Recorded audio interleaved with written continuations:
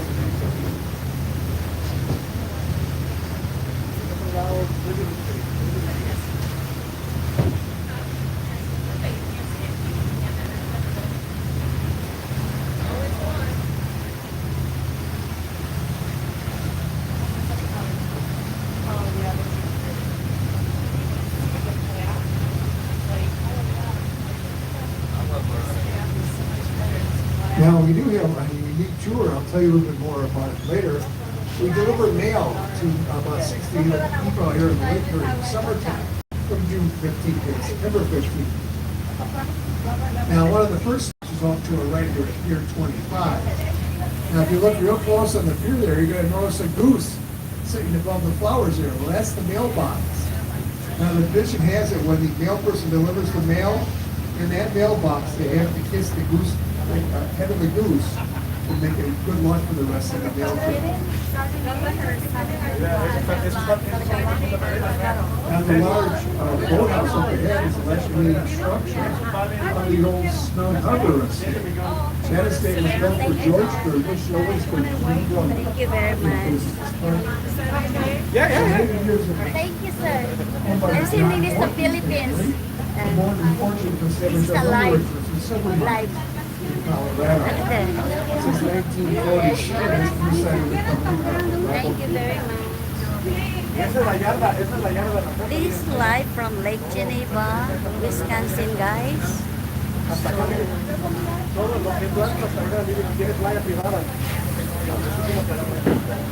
I forgot my stand, my camera.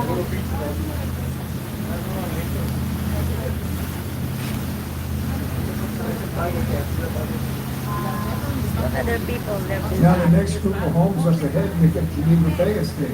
We're in the former site of the estate of Mr. Henry K. Fairbanks. Mr. Fairbanks was a soap manufacturer in Chicago. Any idea how large this home was to pick up the space where the first three homes now stand?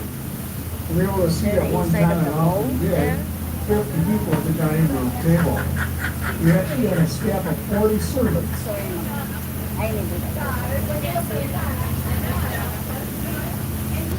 They maintain the home in the ground.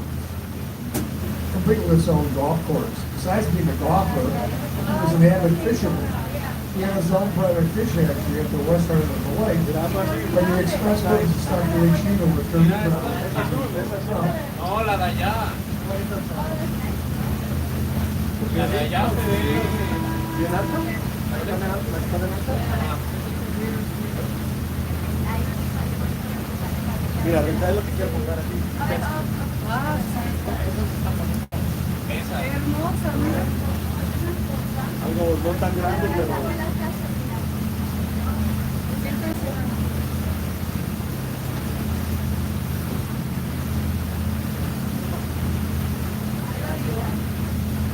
Y para tener una carne asada ahí. A despertarte, igualmente con eso.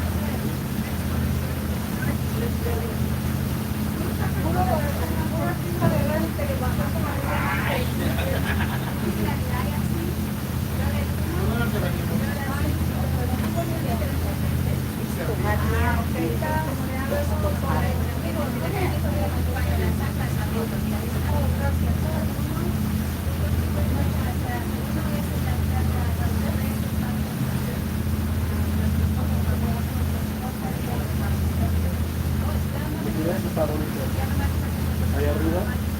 Mira esa. Y la que tiene la bandera americana. This is a 2 hours tour, ice cream ¿Tendrá boat tour, piscina o qué right? es eso ahí? ¿Sabes? Yo creo que sí, porque se ve así. Sí. Es como la The mansions here. That's all mansions here in the Lake Geneva. Y mire, tiene como compartimentos separados. Para los invitados, ¿no? Que no salga el palo blanco. O será nomás Bar. aire libre con las ventanas, ¿eh? Ah, Para que no te piquen los ojos. Eso es una cara. ¿no quieres la fe? Pero ¿cómo lo tiene? Está bien, uno que bien arreglado. Mira aquí están tomando con sus perros.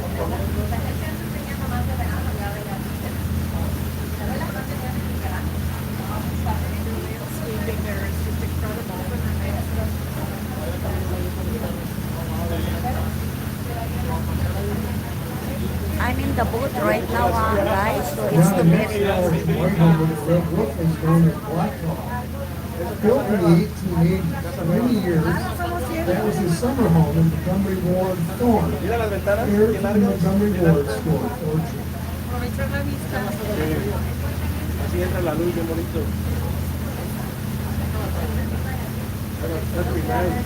Now, starting with the wood area up ahead and going down the shoreline for about a mile, make up a consolidation of estates. Once owners still owned by members of the Wrigley family of Wrigley Chewing Gum. El chicle, la familia. Era The los first dueños estate del- north Woodside, the main home will come into view in the large clearing here in a moment, was once owned by a Mr. O.N. T. Vander.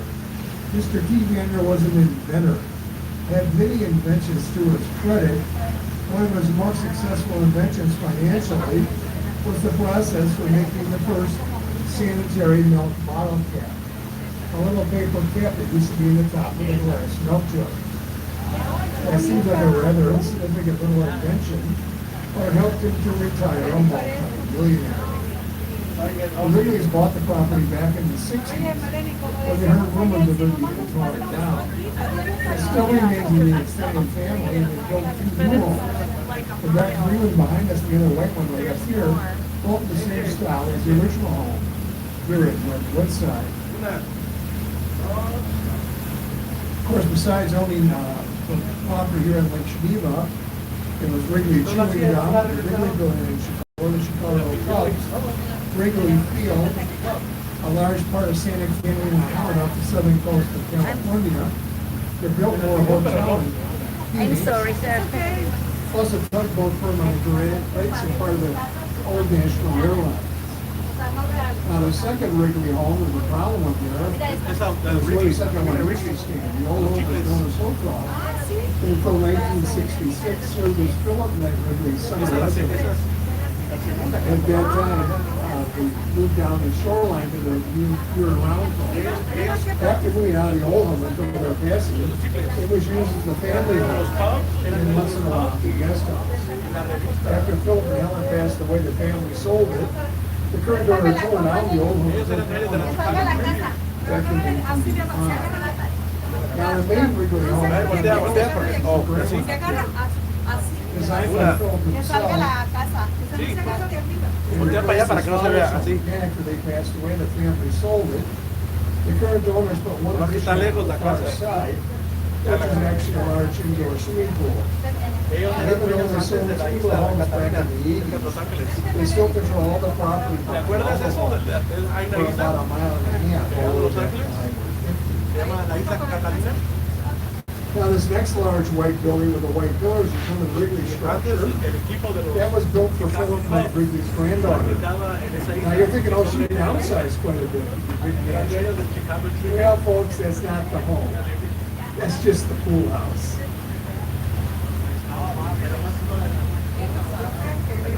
Sácale de frente. The barn-like structure with the white trim is the Wrigley Boathouse, where they store some of the 20 boats they own.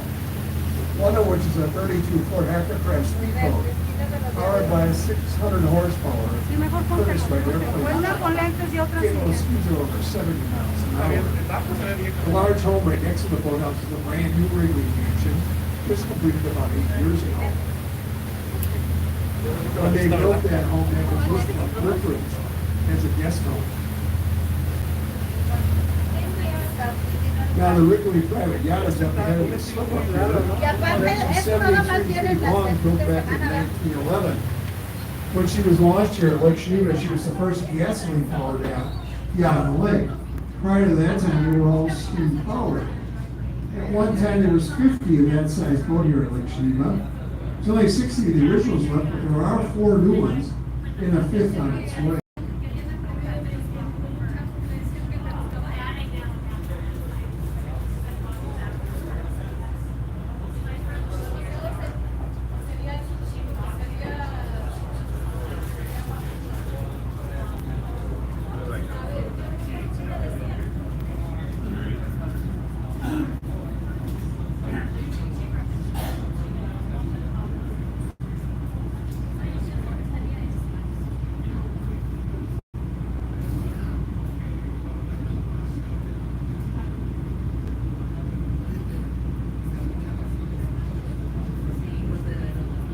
Now the brown home that's coming to view around the point here is the last of the Wrigley homes. Known as Witchwood today, is now owned and occupied by William Wrigley Jr., the third and last William Wrigley to run the Geneva Empire, because they have sold it to M&M Mars. At the edge of the woods up there will complete the Wrigley estate. Now the next vacant piece of property right now wasn't vacant last year. It was one of 3 homes completed in 1906. It was a Mediterranean-style home. It was very large, originally built for Edward Swift, or the Swift Meatpacking Corporation. The property was sold last year for $18 million, and the people tore down the old home to build a new one. Now, the second home, completed in 1906, will come into view up ahead, considered by most people on the lake to be the most beautiful of the older homes. Built for Mr. N.W. Harris, founder of Harris Trust and Savings Banks in Chicago, today known as BMO Harris. For over 60 years, though, the property was owned by the Shaw-Peterkin family. The late Walton W. Shaw was founder of Yellow Taxicab, and his son-in-law, the late Daniel F. Peterkin Jr., was past chairman of the board of Morton International. Owning such companies as Morton Salt, Morton Chemical, Texide Chemical, and Viacom Chemical Aerospace. In 1999, it was purchased by Richard Driehaus of Driehaus Capital Management. He completely restored both the home and the ground. He was famous for his parties here in the lake, and every year there was a theme party here the last weekend in July. Unfortunately, he passed away in 2021. But while he was up here, he donated over $95 million to different charities and gave the city that beautiful fountain in front of the Riviera. This home went on the market in December of 2021. It was sold within 3 weeks for the asking price of $36 million. 36 million. That's how much that house was? Yep.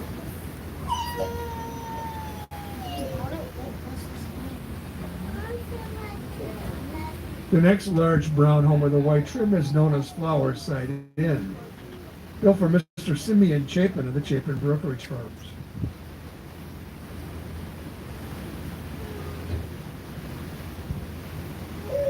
Now, the third home, completed in 1906, will come into view up ahead here.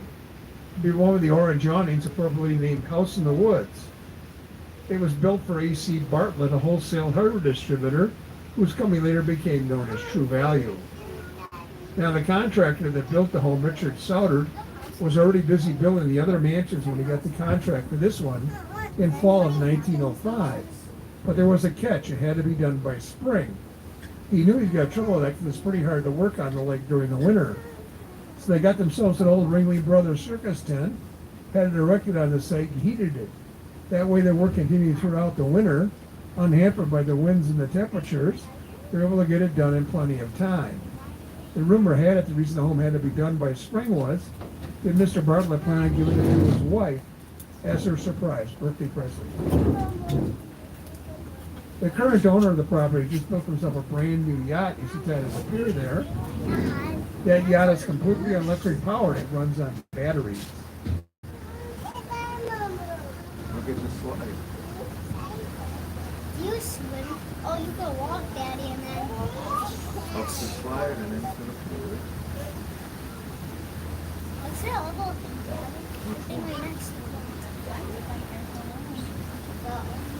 Wait, is that the slip?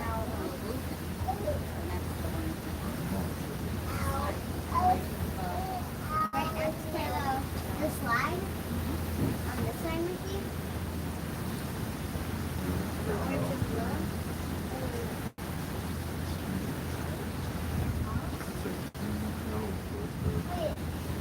the other thing with the second roof is part of it? Now off to our left is our steam yacht Louise, built in 1902, and it's still steam powered today. Let's see if I can get him to pull their whistle.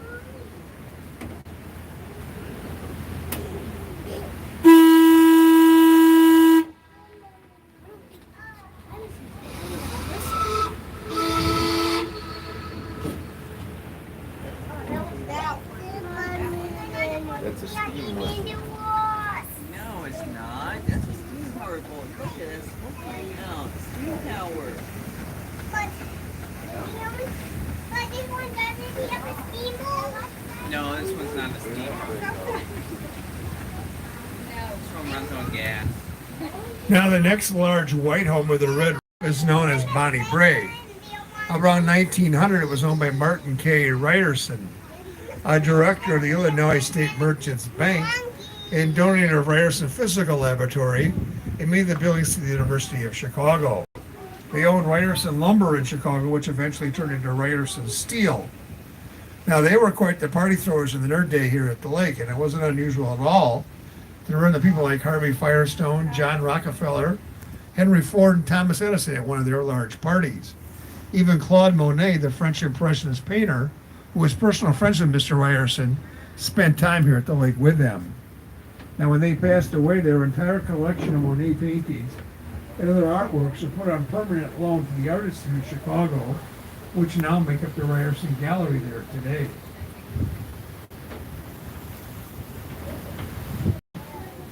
Now, the gray home up ahead right at the water's edge was the Ryerson Boathouse. Converted to a home many years ago, you can no longer build a building that close to the water's edge. But if you notice, you can still walk in front of it. That's because here, like Geneva property owners, have to maintain an easement across the front of the property for anyone wishing to walk around the lake. You can walk the entire 20.6 miles of Lake Geneva shoreline if you so wish. No bicycles, no segways, no scooters, but you can walk it.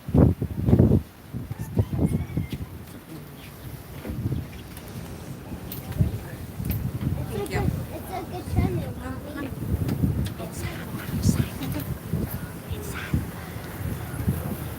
It's hot outside, so I need to get inside air.